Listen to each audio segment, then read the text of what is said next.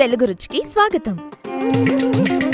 అల్పాహారాలతో పాటు కలిపి తినే వివిధ రకాలైన చట్నీలు మరియు సాంబార్లను తయారు చేసే వినూత్న మరియు సాంప్రదాయ పద్ధతులను ఈ వీడియోస్ ద్వారా మీకు పరిచయం చేస్తున్నాం.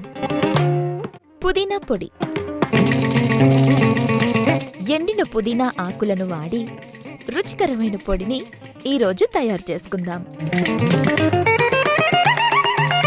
ముందుగా కడాయి వేడి చేసి దానిలో ఉలవలు వేసి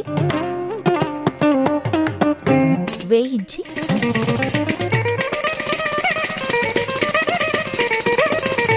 పక్కన ఉంచుకోవాలి. తరువాత మినప్పప్పు, ధనియాలు వేసి వేయించాలి.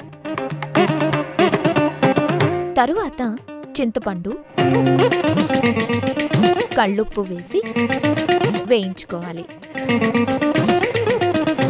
ఇప్పుడు కరివేపాకు, ఎండుమిర్చి వేసి వేయించి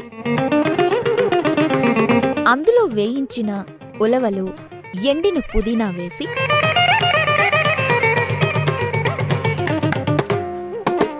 మరి కాసేపు వేయించి ఈ మిశ్రమాన్ని మిక్సీ జార్లో వేసి